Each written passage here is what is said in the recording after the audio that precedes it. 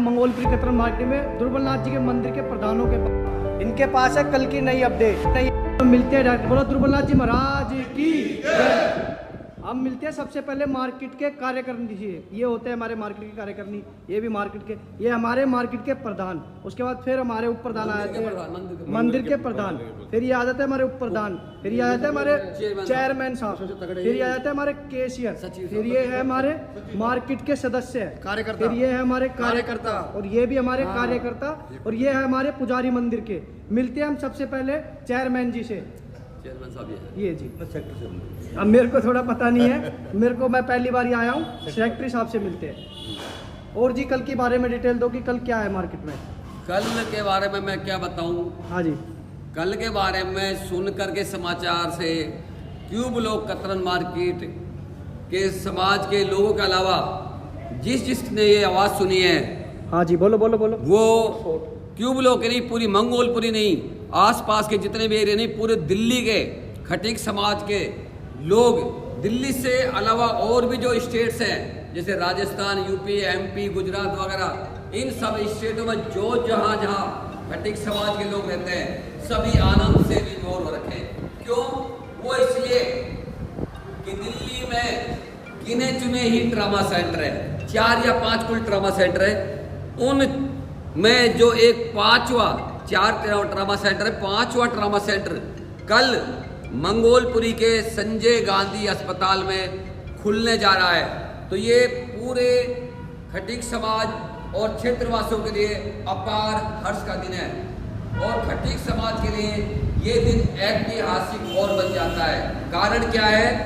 इस trauma centre का जो नामकरण होने जा रहा है वो राष्ट्रीय संत श्री दुर्बलनाथ जी महाराज के नाम पर नामकरण होने जा रहा है।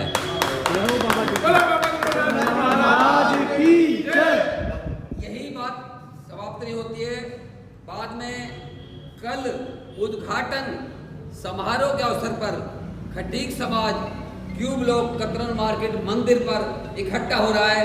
कल डीजे गाजे बाजे के साथ में हाथों में बाबा के नाम के झंडे उठा करके, गले में पटका डाल करके, कुछ गणमान्य व्यक्ति सापा पहन करके, एक इसको रेलीनुमा नाम दे करके मंदिर से लेकर के संजय गांधी अस्पताल तक सभी लोग पहुंचेंगे उद्घाटन के मौके पर।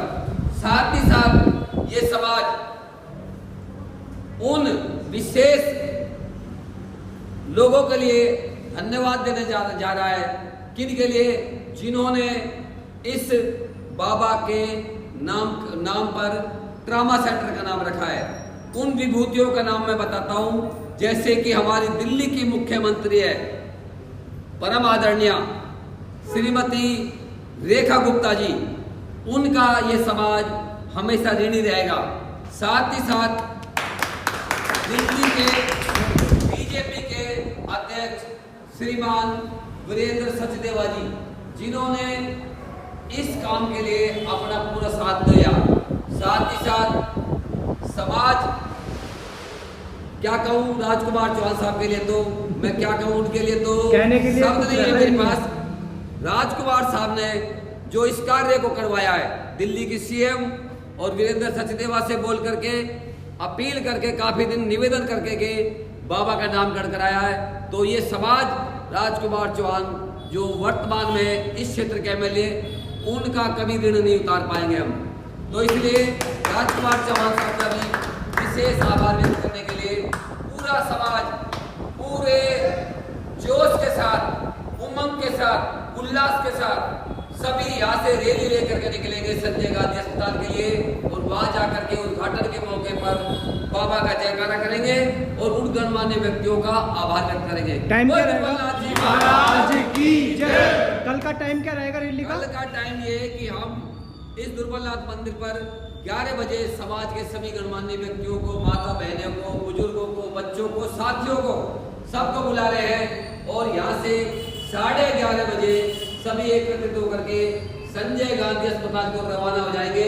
और कल वहां पर 12:30 बजे करीब संजय गांधी जो ड्रामा सेंटर का उद्घाटन होने जा रहा है, उद्घाटन होगा। उस समय एक दिव्य और भव्य देखने लायक माहौल बनेगा, क्योंकि वहां पर समाज के काफी लोग होंगे और बाबा के नाम के जयकारे लगते हुए साथ में इन समाज के विशेष चहेते मेरे परम आदरणीय राजकुमार चौहान साहब का बहुत बहुत आभार व्यक्त करेंगे। बोल जगन्नाथ जी महाराज की जय। आप इस मंदिर के सचिव हो, तो आप अपने कार्यकारिणी के बारे में क्या कहना चाहोगे? मैं मेरी कार्यकारिणी के बारे में यह कहना चाहूँगा कि मुझे बड़ा सौभाग्य मिला है कि इस कार्यकारिणी के लोगों के साथ में मुझे बाबा की सेवा करने का मौका मिला है। इस जो कार्यकारिणी मंदिर की उसके जो हमारे चेयरमैन साहब हैं परम आदरणीय भगवान साहब बसवाला जी, इनके बारे में क्या कहूँ, मैं मेरे पास शब्द नहीं है। इनके जो आचार विचार भाव है वो निष्काम कर्म वाले होते हैं। ये अपना घाटा नफा नहीं देखते, ये देखते कि सामने वाले का भला कैसे हो, उद्धार कैसे हो।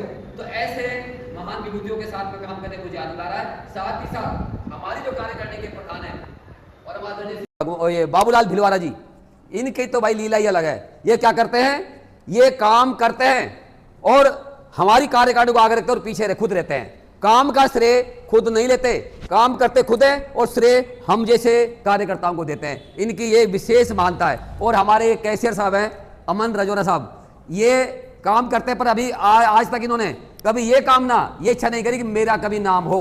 ये भी निष्काम कर्मी है। साथ ही साथ ऐसी कार्यकारिणी हमारे प्रवीण भाई साहब हैं, ये प्रचार मंत्री है।